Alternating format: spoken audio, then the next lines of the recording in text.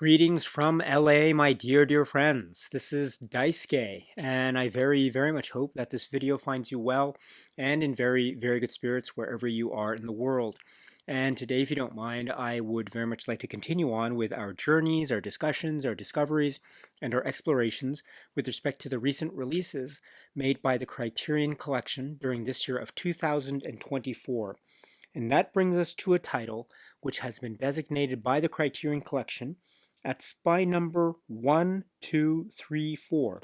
And this is a work which is described as being from the year 2023.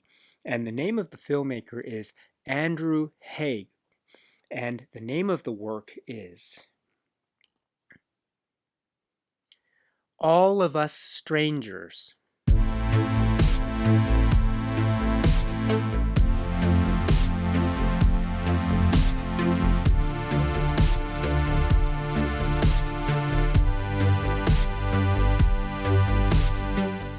This is the really incredible, and so emotionally resonant film, which is described as being from the year 2023, and it is from the filmmaker, artist, writer-director Andrew Haigh, and written by Andrew Haigh and directed by Andrew Haigh, with based upon the novel Strangers by Taichi Yamada.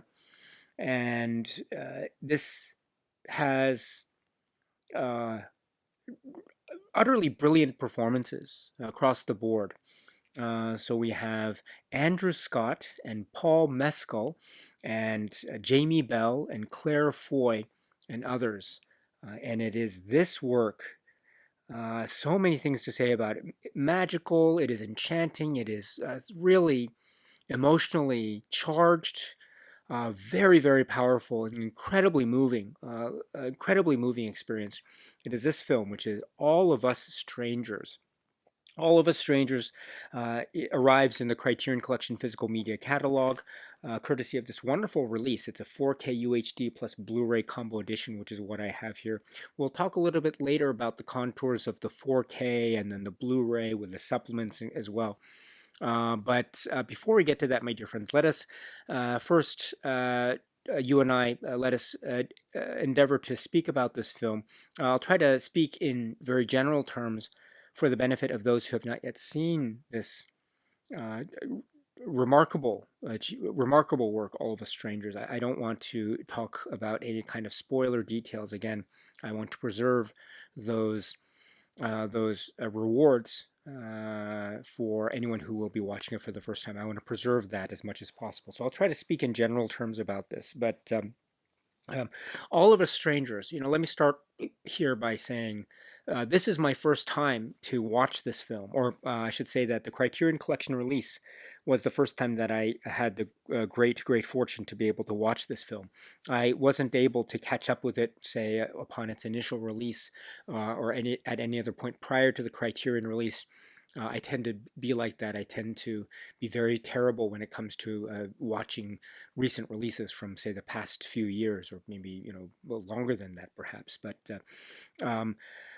I heard so many things about it, and I was already very curious about what would be in store for me when I saw it. But I didn't know any of the story background. I didn't have the opportunity. Prior to this, I didn't have the opportunity, for instance, to read the underlying novel source, the Yamada novel, so I had no opportunity to read that. So I came in very much knowing quite little, knowing a little bit, but still very little all the same. And as I was watching this, I became enthralled by there's a sense of mystery in the air, there's a type of ethereal, floating nature about it, in terms of the visuals and also in terms of the story arc, and almost a type of supernatural ethereal presence that's remarked throughout the film in an exquisitely painterly way. And I was really quite taken with it in those cinematic, say, visual terms, and also in a type of cinematic grammar that Andrew Haigh is employing here, and with such masterful cinematic sensibilities that are on full display.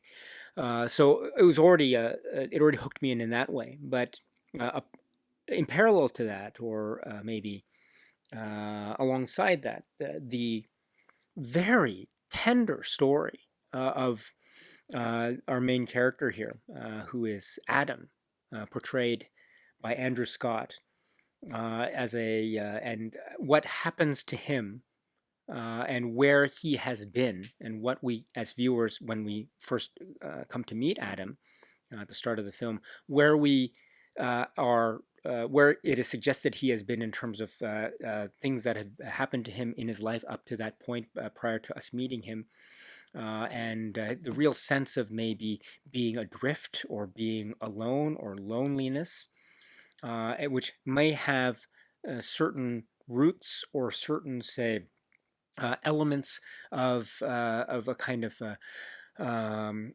of a kind of emotional complexity that may have to do with something about his parents and his relationship with his parents. And so this is already being portrayed with such a great dexterity and such, I think, warmth and intimacy. Um, and then we have also introduced into the fray really tender and incredibly personal and intimate moments of a type of togetherness and romance and love, or the potential of love and connections on a romantic level. So there is a sort of exploration of physical intimacy and emotional intimacy that I think are going in very, very deeply personal ways that are, I think, also accessing a number of what one might call perhaps universal truths, or things that perhaps might give us a sense of universal commonality in terms of the exploration in these two ways, and these two sort of realms of, say, relationships. Although I think it's maybe I'm oversimplifying it, because it's very complex, but in these sort of general realms, if you will, of type of relationship dynamics. With our main character Adam, as portrayed brilliantly by Andrew Scott, in the center of this. So let me try to unpack this a bit more in terms of a plot or story structure. So we meet Adam. He is, I understand, a 40-something man who's living in London, and the building that he's living in is also very important. This sort of apartment complex, which I understand is in East London, this part of London, the east part of London, and it seems very modern. Especially his apartment. It's a very beautiful apartment. You have a wonderful view of the city center in the distance, and a lot of activity down below. But there are also, um, and you get this from the opening moments, there's a sense of isolation, not just in terms of the fact that Adam is alone, and Adam is not living with anyone. At least that's the appearance when you first see him. He's very much alone. It's a beautiful apartment, and he's very much alone in that apartment. And he seems to be trying to pass the time in ways that perhaps are for him maybe a suggestion of some kind of thing or feeling, or yearnings that are irking him, that are maybe suggesting us some kind of isolation, leading to an unwanted sense of maybe emotional hollowness. And I'm not saying that he is an emotional hollow person, but I'm saying that perhaps the situation that he finds himself in perhaps is suggestive of a type of an emotionally dormant or hollow state that might be something that he is not yearning in his life. He's seeking something beyond this. A lot is gleaned from this type of performance, but there's also there's also the fact that he is a writer. As he describes it, he is a writer of sort of teleplays and screenplays and the like. So he has a kind of creative, imaginative spirit about him, or at least that's part of the implication. This may come into play a little bit later, because, or almost immediately afterwards, because a number of things happens. First, he runs into a young man who is also in this same apartment block, who is Harry, who is the Paul Mescal character. And Paul Mescal character is younger than Adam, so that, and I mentioned that too because that also might have a number of things to do with how the plot and their relationship develops, because there will be the potential of a relationship between the two, which might start out somewhat a type of aloof or distant vantage from Adam's point of view. Although Harry seems to be someone who is yearning company and who is yearning a type of friendship, and maybe even yearning a potential for a night of intimacy, and maybe even something longer lasting than that. In terms of a type of sexual attraction that he seems to have with Adam, and maybe Adam too has an attraction to Harry, which might become even more visible as the opening moments of the film enter into some of the later opening moments of the film. But the point is that, yes, this is one possible avenue of a type of emotional relationship that is kind of on the horizon for Adam as we get into the first act of this film. But all the while, or at the same time, we also have this very fascinating conceit that is constructed for this film, which is we understand that Adam's parents, his mother and father, died in an accident when he was a young boy, and so we have this knowledge, but through some kind of thing that happens in the film, the adult Adam, the 40-something Adam, Andrew Scott character, is able to come face to face with his parents who are alive. They have passed on, they have died, but in this world of All of Us Strangers, the film, he is able to meet them, and that becomes the kind of central conceit of this film, and it's one of the central conceits of this film, and it's upon which, upon that basis, that the construction of so further character arcs and dynamics, and the foundation of that in both fronts, both in terms of what might happen in terms of Adam's relationship with his parents, his mother and his father, that he is now able to talk to and is now able to spend time with, which is very valuable to him, considering that along the way we'll understand that there is a lot to emotionally unpack in terms of his relationship, say, with his mother and his relationship with his father. The mother is portrayed by Claire Foy, and the father is portrayed by Jamie Bell, in other words. But his relationship with his parents is so key, because here we begin to understand that maybe there was either actual or perceived, or both. Maybe there was a sense of a fear on the part of Adam as a young boy, and now as an adult man, but now has the opportunity to rekindle a relationship with his parents who have long since left this world, but are now back in some kind of wonderful move of cinema and literary alchemy. But he has the opportunity to really come to terms with who he is and how his parents will react to who he is and how he describes who he is on his terms. And I don't mean that as a kind of aggressive move. I mean that as a real sincere endeavor on the part of Adam to reveal who he is to his parents. Now, this is an incredibly beautiful moment or set of moments that are ignited in this film. This idea of connections between people, and where those connections might be hesitant or might fail to form. That is where, that's the source of very compelling drama in terms of cinematic storytelling terms, and also from a human, say, existence perspective. This is an incredibly tender and really heartwarming endeavor to embark upon. Right? After all, there's nothing wrong. There's no shame in yearning a type of acceptance, especially if it's this feeling of acceptance from one's parents.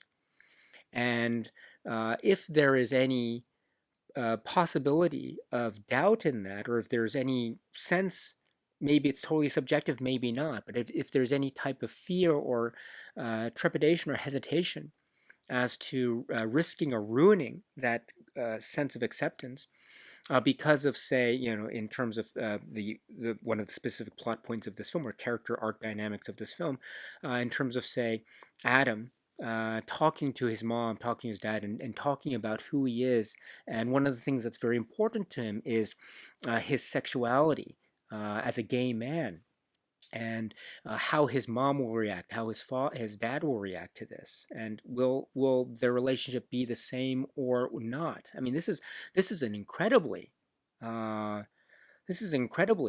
intense moment, which could fundamentally alter things for in an adverse way, or or the opposite might be true.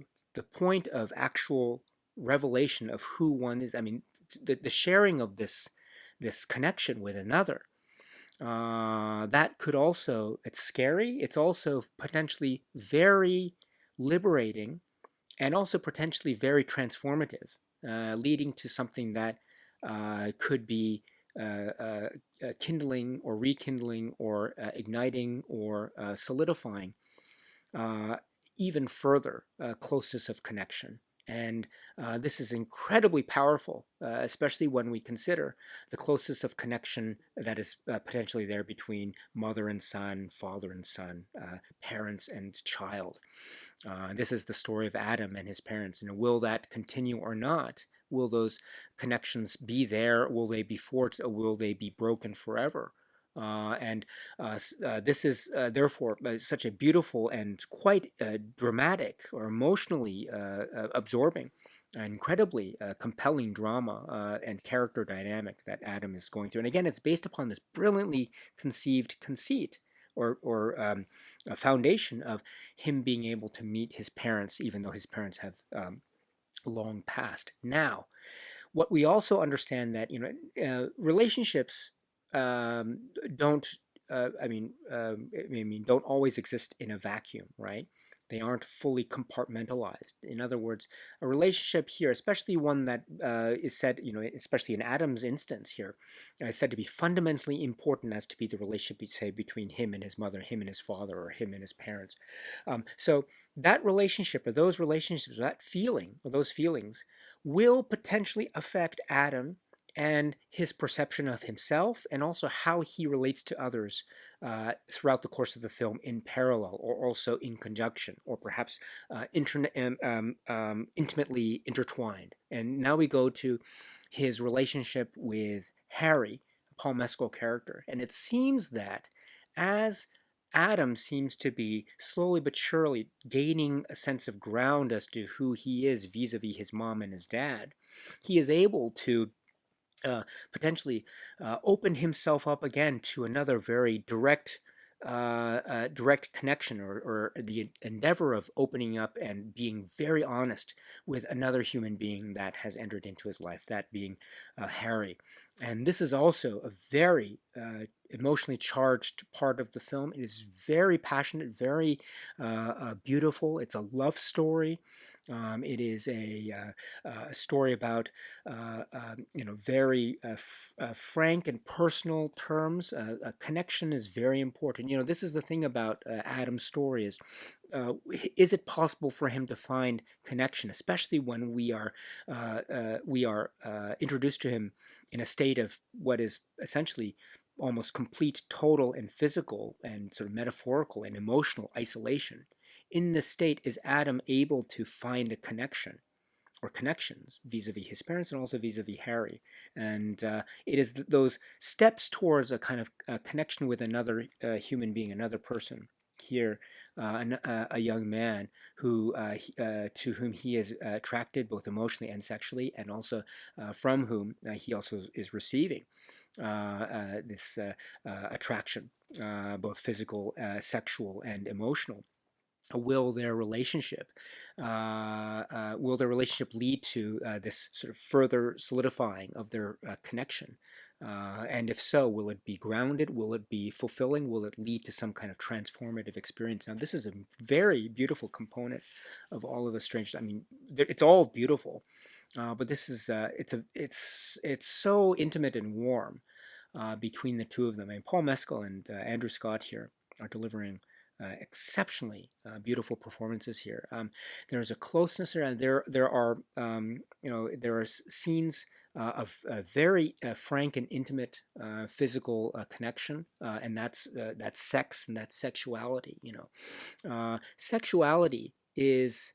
I mean, another way to describe sexuality, after all, is a means by which one is able to have a connection with another, or to express the yearning for a connection with another. I mean, seems to be the very essence of sexuality, or one of the essences of sexuality, shall I say? And so. And this can find, I think, many forms. In order to yearn to connect with someone, one must know to a certain degree who one is as a person and as a type of overture to anyone else. You must know yourself to a certain degree. And that is another way, perhaps, to describe one's, say, identity, or maybe phrases that have maybe been used for identity or orientation. But, I think it's in terms of all of us strangers and Adam and others here, it's a very genuine sense of who they are. It's not compartmentalized in any sort of way. Adam, in terms of his sexuality is here, and his relationship with his parents is there, and his relationship, say, with his sort of professional work is there. It's all part of the same makeup of who he is, and it's all yet part of the same, say, human emotional equation that is Adam, namely, how is he able to commit and connect in a meaningful way when he is so isolated and so alone and so lonely. Now, this is, again, a very beautiful, almost chrysalis, transformative process that, again, is very heartwarming. It's heartbreaking and very tender and joyous, and it's also filled with a number of surprises and twists and turns. There is a supernatural element. I mean, it's already revealed, perhaps subtly, by the very nature of the sort of the blurb on the back of the box, as it were, in terms of how is he able to meet his parents, when we know almost immediately from the film that his parents have died many years ago.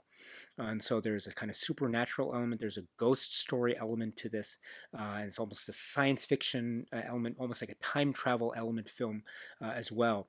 And so in that way, All of Us Strangers acts in these many different forms. But I think, but it also is one thing, which I think, in an interesting way, is a great, almost cinematic metaphor for Adam himself. He seems to be many things at once, but they're all the same. It's all Adam, which I really admire. And so, when he's trying to express who he is, let's say, to his parents or to his mom, about how, I am a gay man. I don't have a girlfriend. I'm interested sexually in men, and to see her reaction. But we understand that for Adam, and indeed this expression of himself, it's not a compartmentalized view of himself. It is really a integral part of who he is. So he is telling us and telling his mother about who he is. He's opening himself up in a way that is, maybe opening himself up for emotional hurt and pain and rejection, not being accepted, or the opposite is true. Maybe there is a form of acceptance that might be on the horizon, or maybe even closer than that. And if there is a chance for that, maybe there's a chance for that elsewhere, which makes the parallel developing relationship between him and Harry all the more heartwarming and perhaps heartbreaking.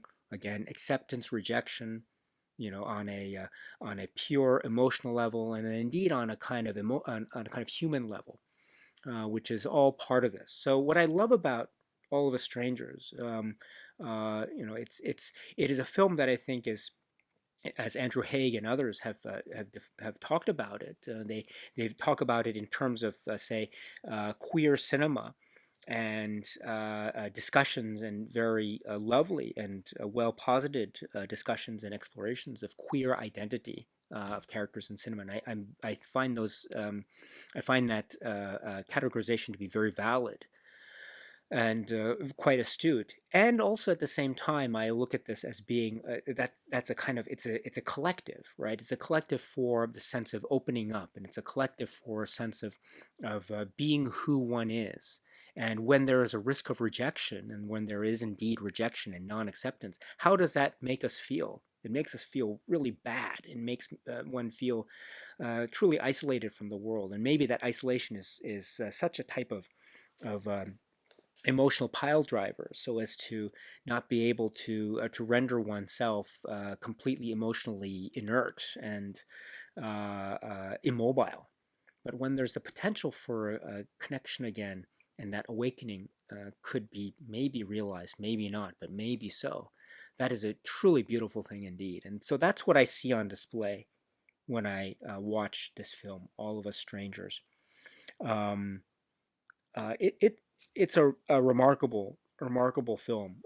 I was incredibly moved by this. I tried to mention before about I love how it seems to be a kind of a collection of visual cues and motifs. You know, there are a lot of flashing lights at some points. There's scenes involving dance halls and discos and dancing, which is very frenzied, and flashing lights and very electrifying, very exciting. Um, Kinetic energy. There's also those moments of calm, you know, the twilight of the city through the window, or just sitting on the couch watching TV, or sitting in lying in bed next to the one you love, arm in arm, and just being there next to that person, just wanting to go over and kiss them on the arm or something like that. You know, those moments like that, and also the uh, there's also a moment of singing like a Pet Shop Boys song, which is used to incredible effect.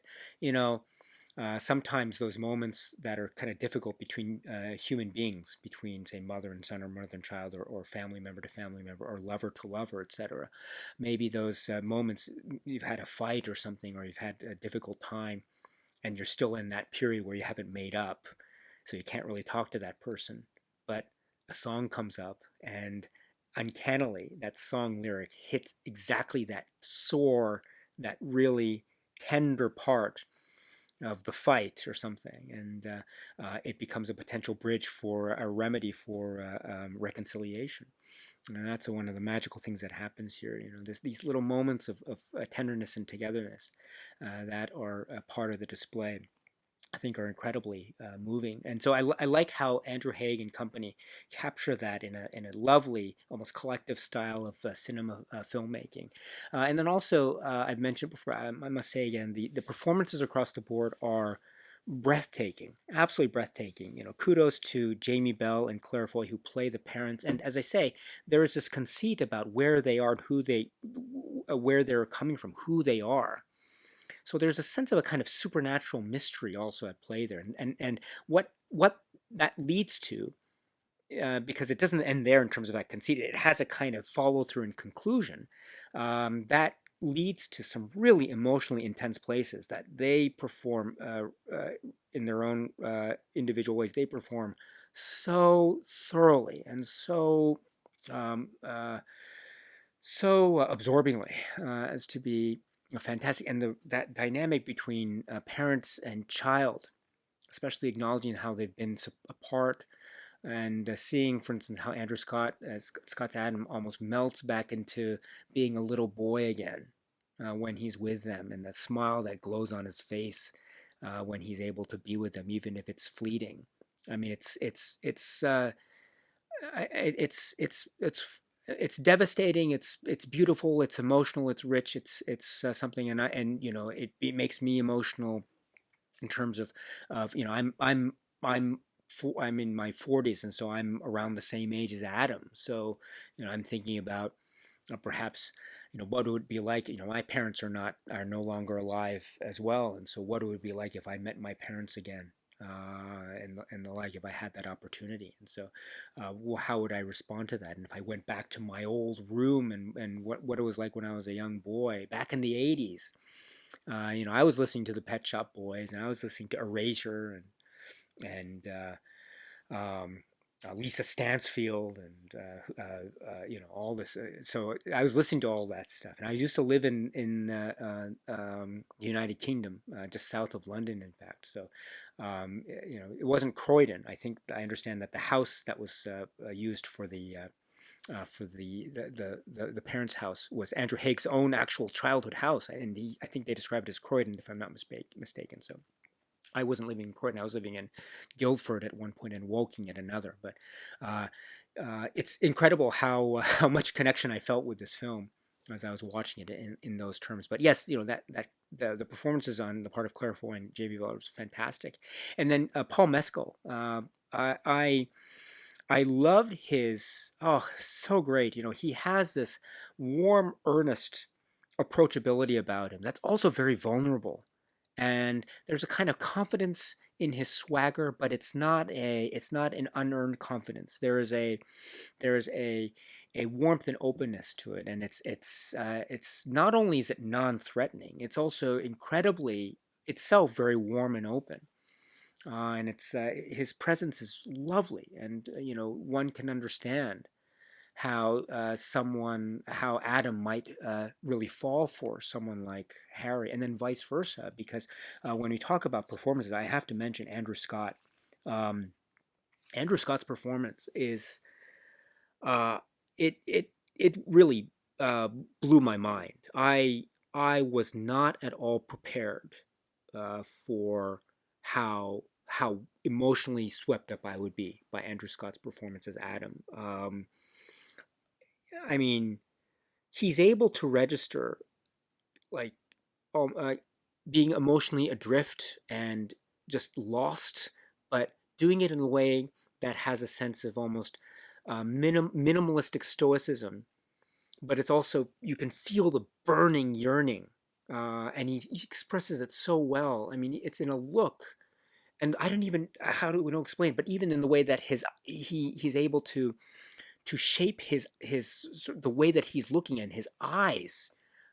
There's a sense of, almost as I mentioned at the start of this, a maybe an unwanted emotional hollowness that is suddenly alight with a boyish like charm and affability and curiosity, when he realizes that maybe he can meet his mom and dad again, or maybe he realizes that when he's shaking the hand of Harry, maybe the warmth of his hand might be as an invitation for something meaningful, and something with a lot of love and compassion and togetherness. And as he's on his own journey, or journeys of discovery and self-discovery, it is it is a kind of a it is a kind of life journey expressed in this performance. I was very, very impressed with this, and I didn't know. I mean, I knew Andrew Scott in a very limited way. I knew him from, for instance, from a Daniel Craig James Bond movie. He was very good in that James Bond movie, by the way. But uh, that I wasn't expecting this level of being emotionally absorbed by a character, by Adam, like I was when I saw Andrew Scott's Adam here. I mean, it is very, very powerful and very open, and very honest and direct. I mean, he's trying to be honest with his parents. He's trying to be honest with Harry, and in a sense, he's trying to be honest with us, the viewers. We get a sense that this is who he is, and I appreciate that. I always appreciate when people try to be honest with me when I meet them, and then also as characters in films. And so I very much appreciate that. And so it's lovely. It's a lovely experience to get to know Adam in the context of watching this film, All of Us Strangers. So yeah, I really, really love this film. I really do. I mean, I described it as a love story, and you can say that it is a love story, but it's a love story about a boy who loves his parents, and also it's a love story about a man, who is hopefully finding love with a neighbor, with another man. And that love is a very beautiful one, especially when we see how they're with each other. Two of them. I mean, there's another scene too, and I don't want to get into too many details. Um, Again, for the benefit of those who haven't seen the film, but just things like um, feeling so isolated at the start of the film, so as not to want to go out so much, and maybe that is an expression of not wanting to open up to the world and not wanting to share with the world who one is. Maybe again out of fear of rejection, or maybe having been rejected, or having been forced into a sense of isolation or loneliness because of various, say, societal. External things that have happened, or maybe again on intimate terms in terms of what might have been between him or his feelings vis-a-vis his parents before he's able to meet them at the opening act of the film. But then as the things progress with him, we see him opening up, like the smile that he has when he's able to say, you know, be out and about with the man that he loves. And there's something very innocent and very powerful and so fundamentally human about just being able to express feelings of love and joy out in the open, not having any sense of shame or any sense of impediment to that. I mean, that's I think a very important kind of freedom to have, and it's also a very important type of, say, emotional state of mind to have. I mean, and from that can be unlocked so many other doors of further self-discovery.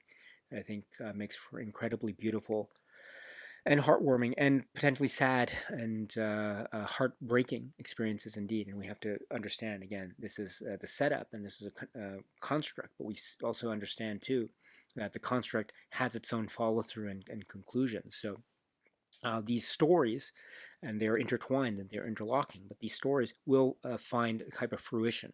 And when we get to those denouements and the climaxes and the conclusions of these, we have to realize that whenever there's a potential for connection, there's also a potential for separation and maybe the potential for rejection and abandonment, or perhaps there is a sense of maybe togetherness but not being together. Maybe there's a sense of a type of infinite and yet something that is very ephemeral and lasting only but for a moment. And that itself holds its own type of beauty and grace and nobility that I think is ultimately an important sort of fundamental building block upon which the story and film is made. I am very much in awe of this work. This is the work, again, from Andrew Haigh, which is All of Us Strangers. The Criterion Collection has released this film, All of Us Strangers, on courtesy of this 4K UHD plus Blu-ray combo edition release. It's a 2-disc release, so the 4K disc and then the Blu-ray disc, each having the film, and then the Blu-ray has the supplements. The liner notes, which I have removed for purposes of this video discussion, which is a fold-out type. It doesn't have any notes about the master, about the transfer, and this is, I think, customary or common when dealing with, say, a film as recent as, say, 2023's All of Us Strangers. So in any event, the back of the tin here, the back of the plastic case, says director approved 4K UHD and Blu-ray, 4K digital master with 5.1 surround DTS HD master audio, and uncompressed monaural soundtracks. So that's what we have right here. So I'm not going to speak too much about the sort of maybe presentation or master because I haven't had the opportunity to see this in the theater, but I think the cinematography speaks for itself in terms of its, I think, dazzling, very colorful style that is encompassing a lot of different tones and motifs. I think taking in consideration the sort of impressions that the film seems to be headed towards in terms of different time periods and also outdoor scenes and indoor scenes, and sort of close-ups that are also has a type of diffused look to it, as well as the way that the soundtrack carries through. I mean, there's a wonderful use of voice dialogue that is very in hushed tones to, I think, echo or to parallel sort of intimate settings. But also the use of music and the like. So overall, a very impressive presentation in terms of Criterion. But my comments here are somewhat brief for purposes of this, as I say, very, very recent release from 2023, this film, All of Us Strangers. But now let me turn our attention to the supplements, and for that purpose I have in the background, unfocused, I apologize, my focusing, I don't have a focus puller or anything like that, so so I'm afraid I'm out of focus, but that's okay. That's okay. Or at least I hope it's okay for you. I sincerely apologize. I don't mean any disrespect to you or to the film. And if it looks like that, I apologize profusely. But I have the Blu-ray in the player. Again, there are two discs, 4K disc and the Blu-ray disc. And the Blu-ray disc is where we have the supplements. And so let me press the supplements button. And the first supplement that comes up is Andrew Haigh with Michael Koreski. And I press this and it says, and I quote, "In this conversation produced by the Criterion Collection in 2024, director Andrew Haigh talks with author and critic Michael Koreski about his cinematic interests, the exploration of queerness in his work, and his approach to adapting Taichi Yamada's novel Strangers." Okay, so this is a one-on-one, or this is a discussion between the two of them. Michael Koreski is a kind of very famous voice in the world of, say, Criterion Collection and the Eclipse series, etc. And it's wonderful to have his approach one-on-one with Andrew Haigh in this conversation, which clocks in at about 26 minutes. There's a lot of ground that's traversed here and covered. It's a really lovely conversation, brilliant. I learned so much from this, and I'll try to explain in detail some of the more specifics about that. So first up, they speak about, or Michael Koreski talks to Andrew Haigh about Haig's approach to adapting the novel Strangers, which is really great. Michael Koreski obviously knows the novel so well, and he's able to point out certain differences, for instance, between, there are similarities, but there are also some striking differences. For instance, the setting, and also the characters, from Japanese characters to characters here in London and in Britain, and also taking into consideration the sexual relationships. And here we have Andrew Haigh using the adaptation opportunity to, as the Criterion Collection here suggests or states, the exploration of queerness in Andrew Haigh's work. And so Andrew Haigh then takes the opportunity, and Michael Koreski follows up with some great questions about this, about looking at this work, but also from the lens of his very personal experience and personal perspective as a gay man, and looking at the lens of, say, loneliness and isolation that was brought on or perhaps enhanced by the recent outbreak, COVID and pandemic. And Andrew Haigh explains how he was experiencing a lot of isolation, as I think all of the world was at that time, being at home. And he said he was in Los Angeles at the time, so he was away from his sort of family and friends, and so he was very much forced to be alone and isolated. And I think that there's a lot of resonance with that.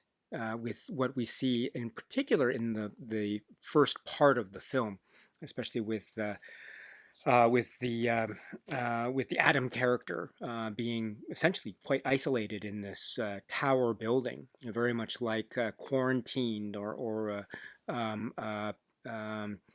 forced isolation of a sort. So this film, as a sort of a maybe a COVID-19 or maybe from the COVID-19 era or the pandemic era. I mean, this is a very prescient work in that way. But also, this is taking the opportunity to, again, explore a kind of reflection on identity and self. And I mean that, again, as I was trying to mention before, as a type of total collective, the approach to a sensitive way to connect with people. And again, the way in which people connect, they connect through words, they connect through language, they connect through bodies, and they connect through personal, physical touch. They connect through sexuality and expressions of sexuality, and also an emotional connection, etc. And it's all encompassed here in Adam's journey, in Adam's path of discovery, or paths of discovery.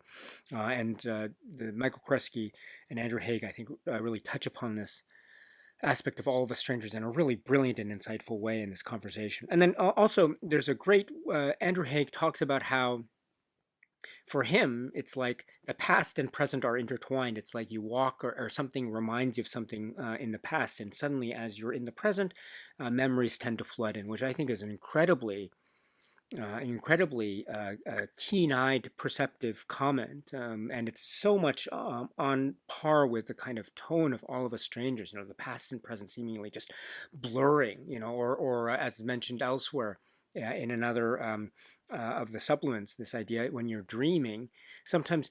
When you're dreaming, or you fall into a dream, sometimes you're not aware that you're dreaming until you wake up. And so it's that type of bridge between consciousness and subconsciousness, or unconsciousness, which I think is and also linked to past and present. And it's mentioned a little bit later. Well, let me just mention it now. Well, actually, but before I get to that, I should say that Michael Kresge also talks about the differences with the novel. Adam character here in All of Us Strangers versus the Hideo character, which is the name of the main character, who is corresponding to Adam's position here in All of Us Strangers, Hideo in the book Strangers. And there are aspects of ghosts and the unconscious.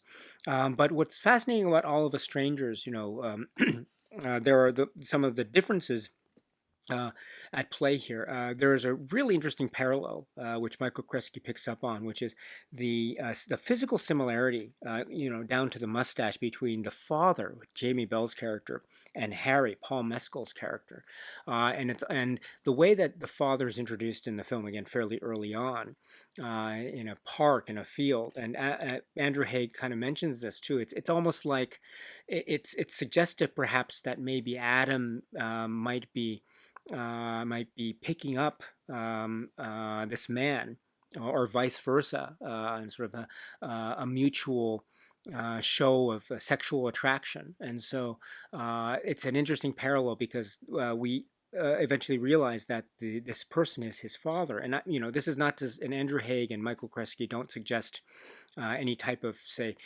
sexual connotation in terms of the father-son relationship. Not at all. But the point here is that it's an interesting parallel, because the idea, I think, is further resonant, that it's a love story, and the love story between father and son is very much echoing, I think, a very tender way, the love story between Harry and Adam, and also to the way in which Adam is seeking to resolve the issues that he has with his father, and perhaps his father's lack of affection, or seemingly lack of affection, and also his father's reaction to Adam being gay, and also maybe his father's attempt to reckon with what might be said to be, in probably harsh and stark, but perhaps needing to be realistic terms, quite, needing to show his failures in terms of his parenting. But there is still room for a type of resolution, and if and when it does arrive, if at all, in the film All of Us Strangers, then perhaps that also echoes a type of way forward. Not just, what happens in terms of the resolution between father and son also has effect in terms of resolutions of way forward of the relationship between Harry and Adam. And so in that way, the parallels between the father figure, the Jamie Bell father figure, and the Paul Mescal Harry figure, I think are very much highlighted in this way that the father figure is essentially introduced, which is a fascinating setup here. I love this. And also, they talk too about Andrew Haigh mentioning how he infuses so much of his personal life in this film. Again, his perspective, I think he shares a lot of the perspective of Adam, the character here, in terms of a 40 something a male who has come out of the closet, and also who expresses aspects of, say, sexuality and exploration of sexuality, not just in this film but also in other films directed by Andrew Haigh, some of which are in the Criterion Collection physical media catalog, by the way. So it's really great. But and this is also, I think, a reflection too of Adam's own quest and journey of self-discovery. And so there's a lot of parallels between Andrew Haig's life as he describes it here and also Adam's life. It's also down to the details like the house of the parents, that's Andrew Haig's actual childhood home in Croydon. Which is an amazing bit of good fortune in terms of the filmmaking.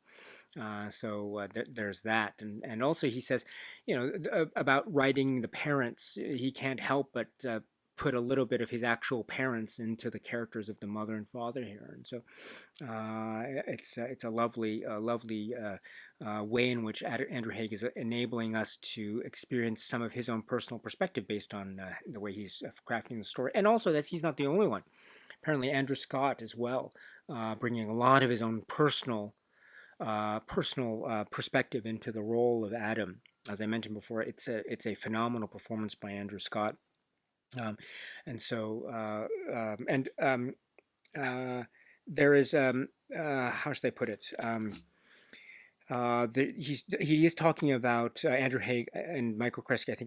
I really admire how they try to make the distinction that this film is not trying to suggest that loneliness, the end result of being gay is that the characters become lonely or something like that, or it's not the point of the film or the point of the story, and that's not what they're trying to say. But there is a sense in which, as they're trying to discuss it here, there is a sense in which a feeling of being separate or feeling of being segregated, and also the idea of really trying to proactively comfort those around him, the Adam character, when, for instance, he's essentially, excuse me, coming out to his mother in that very poignant scene at the table.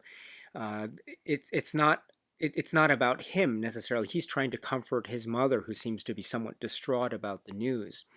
And so it's an interesting way in which, as I say, Adam is trying to be quite accommodating. And so there's this, and it's Andrew Haigh and Michael Kresge are suggesting, excuse me, that this tendency to try to be accommodating, there's a way, this may have some parallel with a very natural need for acceptance, to be accepted, which I think is, again, there's no knock against that. On the contrary, this film, All of the Strangers, I think it values that and really treasures the, maybe it's either acceptance or I should say the sort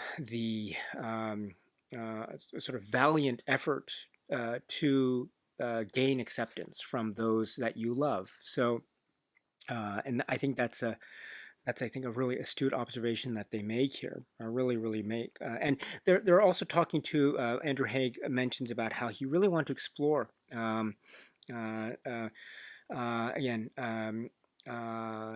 This film as being, as it's described here again, queerness, and queerness and lifestyles and living, and the idea of how say the stigma of shame in whatever form it might be experienced, based on the characters that we meet, in particular Adam, what this, say, quote unquote stigma of shame, end quote, really is derived from and where it is imposed from.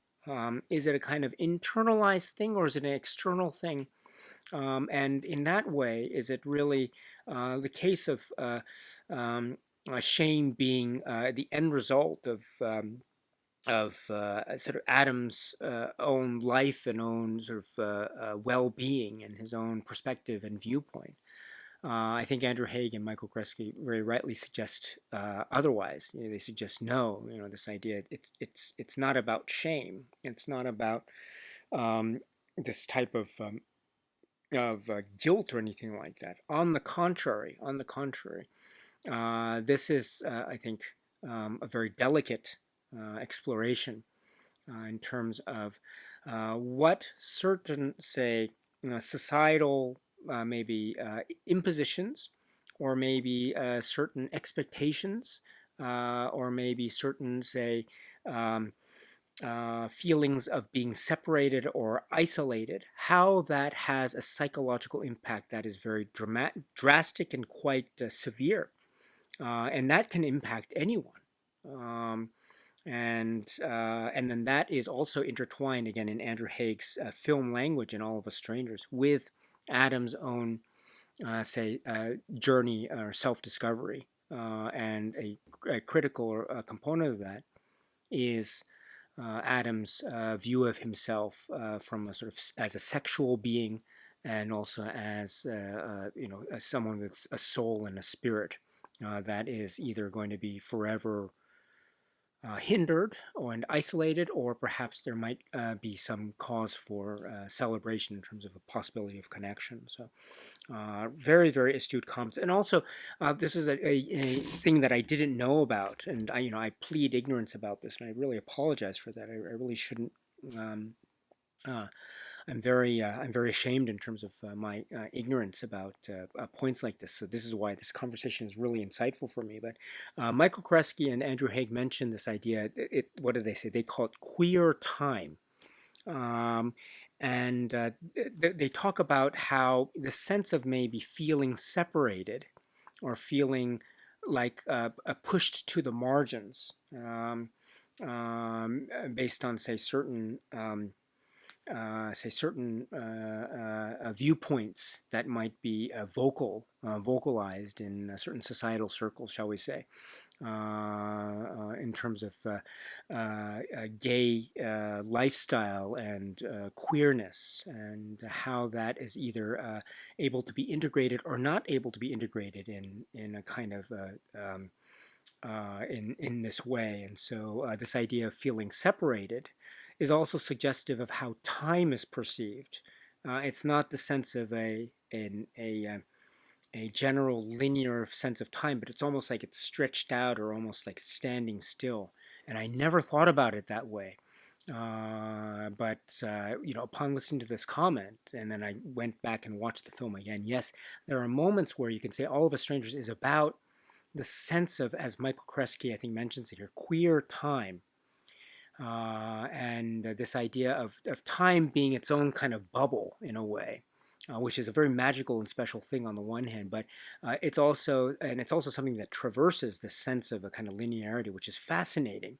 And it's that type of, say, um, uh, uh, interesting sort of cross section, and interesting uh, um, a type of malleability of time that one can say, enables Adam to come to a sense of who he is, as a type of resolution in terms of his journey of self-discovery. So it's an interesting connection in terms of the sort of almost the beneficial effect of this time, or Michael Kresge's phrase, queer time. I think that's a fascinating point. And also, past and present is always together all the time, which is great. There's also this idea too, that's mentioned, is that the future doesn't matter. Nothing is set. And that, I think, has a lot of resonance, especially when we think about how the film proceeds to its conclusion, or conclusions. Then there are other points that are mentioned. It's a great conversation, talking about Paul Mescal's performance, Andrew Scott's performance. They talk a little bit about the ending of the film, the choice about the ending of the film. So I don't I won't mention anything more. But it's a very fascinating way that the film has a start, middle, and ends. Let me just put it that way. And then there's also room in the conversation for some of the ways in which Andrew Haigh has been influenced by other films. Perhaps, as Andrew Haigh suggests, maybe there is some influence in terms of the British, what's known as the British kitchen sink drama. But they also mentioned too, Don't Look Now, Nicholas Roeg's Don't Look Now, which is, I think, a very huge impact, especially time and relationships, and type of fractured feeling of the self and self-discovery. And there's also too the reference to Michelangelo Antonioni, and especially how architecture and structures are play a huge part, in particular with the apartment building as a kind of a symbol of isolation, a symbol of advanced technology on the one hand and ultimate human isolation on the other. It's a great conversation. I love it. So please check it out if you can. This is Andrew Haigh's conversation with Michael Koreski. It's approximately 26 minutes. Next, continuing on with the supplements, I'd like to go back, and it's next up is Jamie D. Ramsey. It says, and I quote, "This interview, produced by the Criterion Collection in 2024, features director of photography Jamie D. Ramsey discussing his work and his collaboration with director Andrew Haigh on All of Us Strangers." This is approximately 24 minutes, and this is another great one. This is really great. Ramsey here talks about, for instance, again, this idea of the pandemic and a global sense of isolation, and this feeling that he had, which is also lingering in the not just the outskirts of the film All of Us Strangers, but very much a smack dab in the middle of the film, in a really fascinating exploration here, and sort of the external and the internal, or the internalized, a very intimate psychological portrait again, with this currency of the climate from the pandemic very much fresh in everyone's minds. And Ramsey here talks to you about his admiration for Andrew Haigh's work, Weekend, 45 Years, and also too the idea of the approach of the sort of visual motif as a kind of a stand-in, or a suggestive, a visual suggestion of loneliness. He mentions this interesting thing about how a lot of the framing looks like fish tank, an empty fish tank, which is a really great image, and he's absolutely right. It's like Adam, very much emotionally adrift, and not quite knowing where to go in this almost seemingly sterile environment that's not giving him any sort of emotional sustenance, which is a great metaphor. And also this idea too of a kind of freedom. Maybe the freedom might be too much to handle. Whereas, again, other things tend to enter into the sort of a visual feel of the film. Like he talks about a gentle lightness of touch, and you can get a sense of that in how the camera works and operates throughout the world of All of Us Strangers.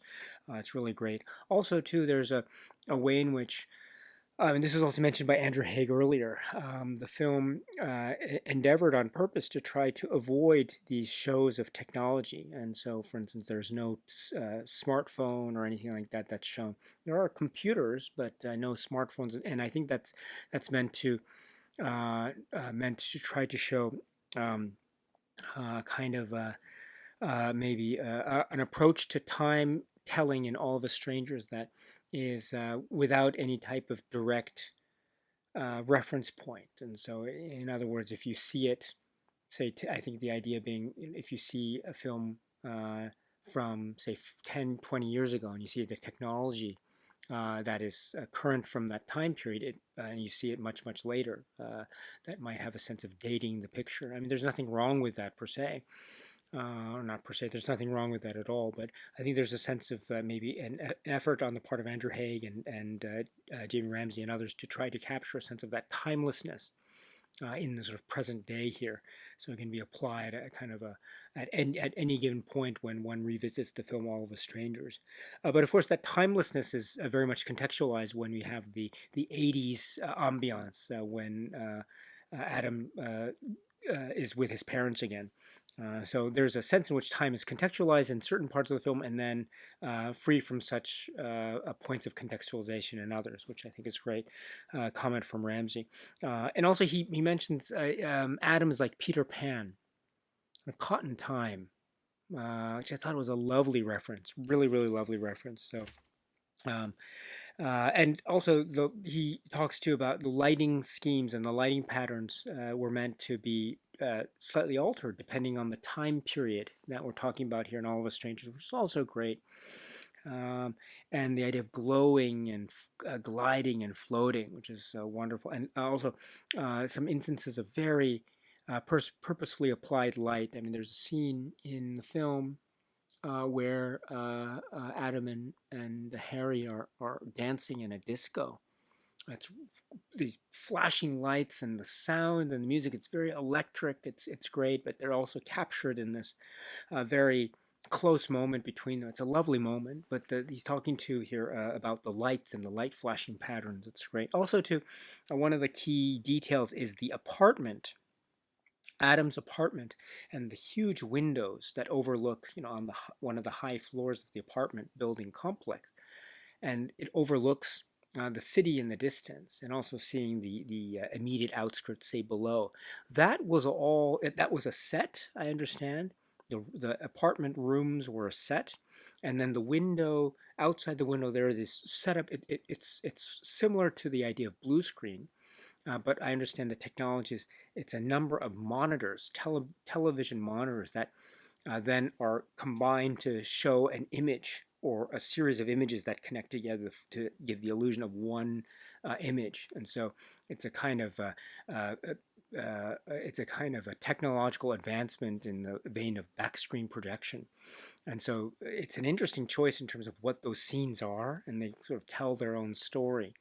And it looks like flawless. You can't. I really did. I thought it was a real apartment building with overlooking the way there, but no, it was constructed in this way. It's really fascinating. So this is great. So please check this out if you can. This is approximately 24 minutes. It's fantastic. Jamie D. Ramsey. And then there is a section called Behind the Scenes, and there's television documentary, then there's featurette, Roots of the Story, and featurette, Building Adam's World. I think these, when you click them, they will go straight to the whatever feature is being featured. So I won't press them here at the moment, but the first one, the television documentary, is approximately 22 minutes. This is great. I must say that I'll be perfectly honest. When you have these TV documentaries, or what purports to be TV documentaries, or of the sort, sometimes they tend to be overly marketing rather than I'd say talking about the. I mean, and I understand, the documentary by its very nature it can be thought of as being a kind of marketing tool, and there's nothing wrong with that. But there are these very short, say, they purport to be making of featurettes but they tend to be a kind of extended trailer rather than sort of documentary, at least in my view. And so I'm kind of hit or miss when it comes to things that call themselves TV documentaries, to be perfectly honest, in this way. But this type of when I watch this is really great. We have many people being interviewed: Andrew Haigh, the producers, and also the director and the actors. And speaking about many things. For instance, talking about Andrew Scott's reaction to the script, and also the way in which the Yamada book was being developed and adapted. Also talking about the 1980s, how that was captured in the scenes involving Adam and Adam's room, and the details and the records, the music that we'd have, the little figures, the action figures that he'd have, the games, the board games that he'd have on top of his closet there. And as I mentioned before, that's Andrew Haigh's original house or childhood house, which is a really cool detail in Croydon. And so capturing the 80s. And so this is, I think, covering wonderful ground and very insightful. So that's the television documentary. That's 22 minutes. And then the next one is featurette, Roots of the Story. This is also great. This is approximately 6 minutes. And this is talking, again, things that might have been mentioned elsewhere, but with more emphasis here about Taichi Yamada's novel, Strangers, and how the film All of Us Strangers, it's based upon the book, but it's also in many ways very, very different from the book. And so there's a sort of the challenge of adapting but there's also the spiritual connection between the two. And then again, there's more talk about filming in Andrew Haigh's childhood home and the idea of memory and the moment and the present. So, and other points. So that's featurette Roots of the Story, approximately 6 minutes. And then next is featurette Building Adam's World. This is also approximately 6 minutes. And then talking about many things about Andrew Scott's performance and Adam, the details of his room, also the fashion choices. I never thought of this before, but and now, when I saw this and I watched the film again, I thought, oh my goodness, this is absolutely right. The way in which he's wearing things, like the jacket that he has, which is like um, like a Harrington jacket, I think, or something of the sort. And it's almost like he's wearing things that are reminding him of his childhood youth. So it's almost like a subtle way in which he's trying to find some kind of solace in that way. So it's really quite.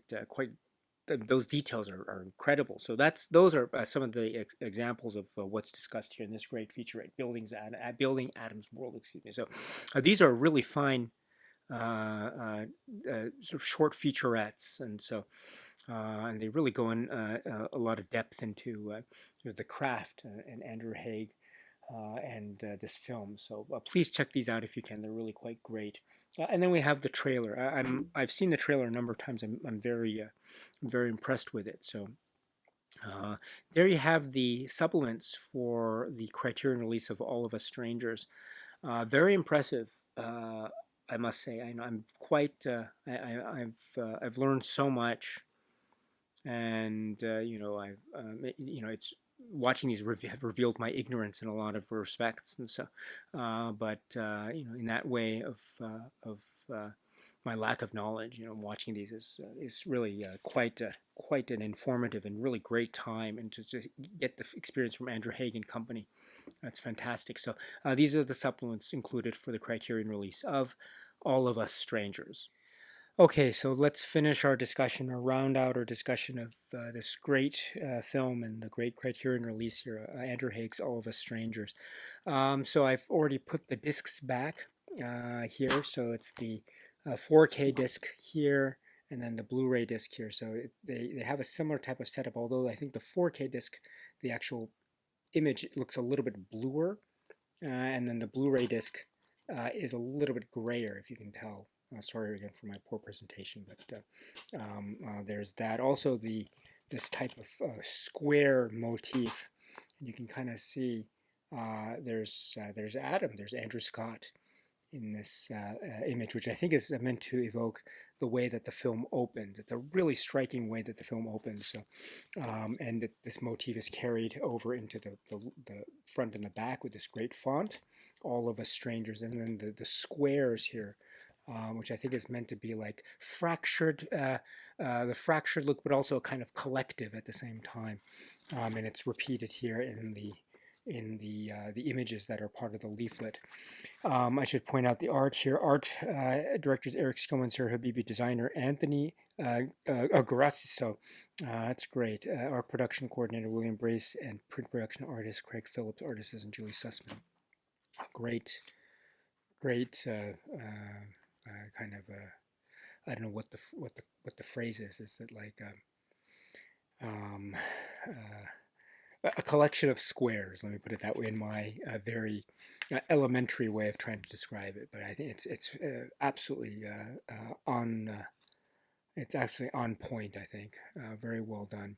And then the fold out. I'm not a fan of the fold out type of leaflet. I'm actually not a fan at all. I wish it could have been the booklet. I think the booklet is just much more better, heads and shoulders way better than the fold out. I'm sorry, fold out paper. I don't mean any disrespect to you. I know you're doing your very best, but but that's okay. That's okay. I still respect what you do, and one of the reasons is the essay by Guy Lodge, Phantom Attachments. I've read this essay a number of times now, and I'm learning so much about it. This is great. My strong recommendation, once again, is to watch the film first. And then you can read the great essay here by Guy Lodge, Phantom Attachments. Really great. Uh, uh, let me, let me just conclude my remarks on All of Us Strangers as I put the fold-out leaflet back into the case here. Again, I was very taken. I am very taken with this film. Um, right, I don't. I mean, it's. I should say that, or I could say that it's a film that I'm in my 40s as well, and I. I really enjoy the way that Andrew Haigh and Andrew Scott and company do talk about how past and present tend to merge and collide and seem to blend over each other, and the idea of memory and childhood related memories and relationships with one's parents that who are no longer here. And so there's a lot I can really kind of directly relate to in this way. And so that in that way, it's a very inviting film. There are other parts. I mean, the Adam's story is. I wouldn't say it's 100% paralleling my own story, but even in the realms where it might maybe differ slightly or more than slightly from my own, say, personal story and my own perspectives and my own, say, a view of myself and my own, say, sense of identity, my own sense of sexuality, and my own, say, perspectives, maybe in relation to those vantage points. Maybe my story might, or my own life might not directly parallel that of the character of Adam in that way, but I still see a lot of parallels in the sense that I really believe that there is a type of emotional, there's a kind of liberation that is so important when one feels that there are no impediments, that there are no things that are dragging oneself down. And this is an incredibly, this is a fundamental point that's also very much going hand in hand with the notion of acceptance and wanting to feel a kind of acceptance, which I think is a very noble and a very quite a lovely thing indeed. And also this idea of connection. And connection can be expressed in many ways, that they're all maybe different yet the same at the same time. Connecting with one's family, one's parents, one's guardians, the family and friends that we keep in close company because for one reason or another, or for many reasons, their attention and their guidance mean something to us in a profound way. And so that type of acceptance is really quite crucial. And when it becomes a kind of there's a risk of losing that acceptance. That can be a quite devastating thing. And so this is very much part of I think, a part of a sense of human existence. And I love how All of Us Strangers really has a sense of that personal touch and also the universal. Almost the cosmic, if you will, which is really great. The micro and macro intertwine, much like the way in which this is like the intimate and the collective all at once. It's great. It's absolutely great. And then too, the idea of connection and expressions of yearning to connect. And this is taking forms of, say, physical touch and sex and sexuality, and then also about emotional connections. And they can sometimes be different. They can sometimes be the same. They can sometimes be the same yet different. Depends on the situation, depends on the person, depends on the perspective. And so that too is a great reminder of the importance of connections, very much so. So I admire this film greatly, and it reminds me just how much importance I place in terms of my own, say, perspective on sex and sexuality, and then also on emotional enrichment and the way in which acceptance and nurturing and the yearning for acceptance, I think, is a really a really important thing. And I think Adam's story here in All of Us Strangers is a very fascinating one in which he is attempting to do so, and it leads to some results that are quite profound, very profound indeed. So I learned so much. This is a film, All of Us Strangers. I mean, I'll say that it's there are moments where it's very frank, it's very personal and intimate, and there are depictions of sexual intimacy between the characters. And so, in that way, this film might not necessarily be for everyone, but um, it might not necessarily be yes, everyone's cup of tea. But there's no film that is everyone's cup of tea for everyone. So that's fine if this film might not necessarily. Maybe this is not something that you're interested in, which is perfectly fine. I completely respect and respect your approach to your own cinema journey. But again.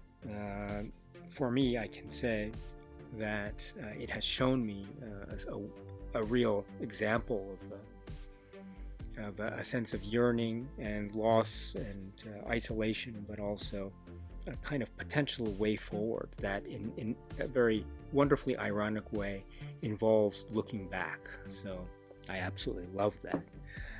Oh, this is a great film. So this is the work which is All of Us Strangers. All right, my dear friends, so that's it for now. I've lost track of time, so I am very, very grateful for your time, my dear friends, for those who are still here. So thank you so much for watching this video. And so until we meet again, please continue to be happy and healthy and well, and please continue to watch a lot of great movies, such as All of Us Strangers, such as other works by Andrew Haigh, such as other films in the Criterion Collection, and beyond. So until we meet again, my dear friends, stay strong, stay safe, and cheers. Oh, and I love the Pet Shop Boys.